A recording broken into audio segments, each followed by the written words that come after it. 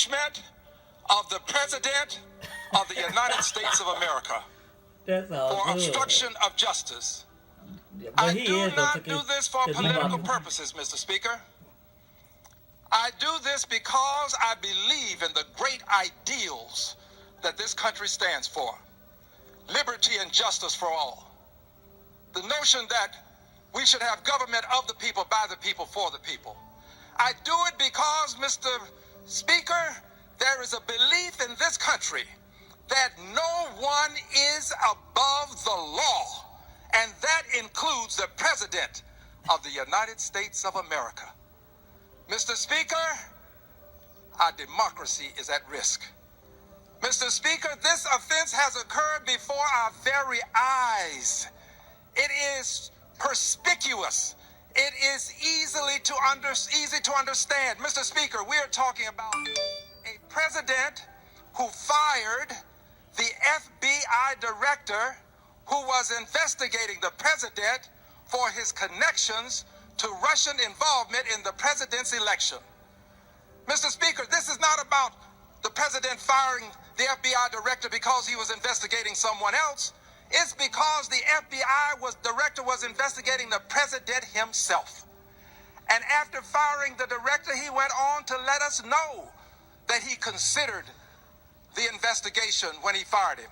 And then he tweeted language that would be intimidation or a warning, an admonition, very strong to say the very least.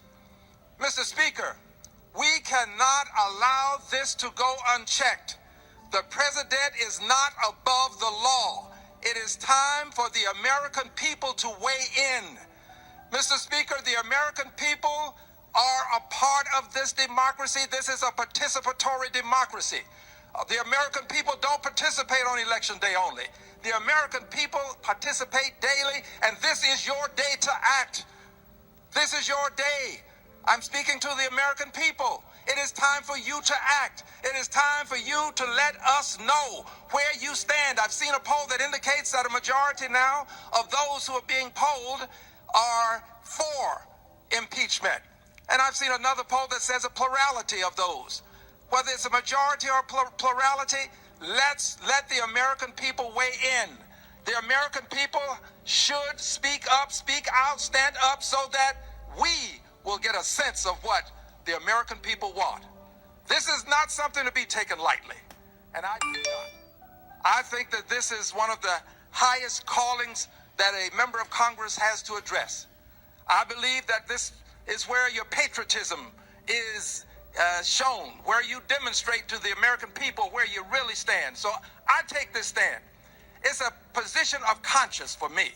And I have not talked to another person in Congress about this. Each member of Congress has to make his or her own decision. So this is not about my encouraging other people to do things other than the American people. This is about my position. This is about what I believe. And this is where I stand. I will not be moved. The president must be impeached. For those who do not know, impeachment does not mean that the president will be found guilty. It simply means that the House of Representatives will bring charges against the president. It's similar to an indictment, but not quite the same thing.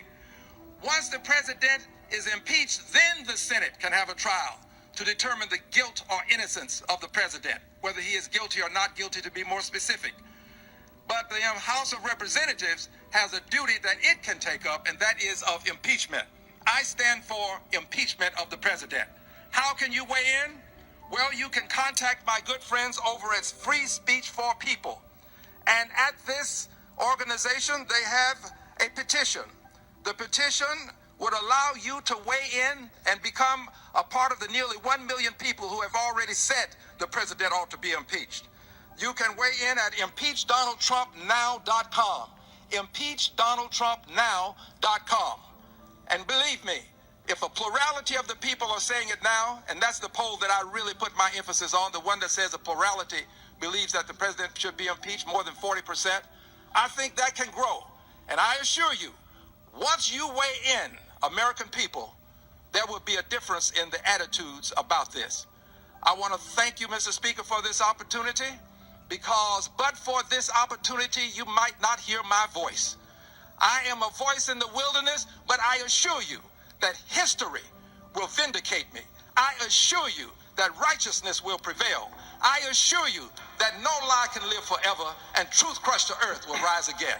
I yield back my time. Gentleman yields, and members are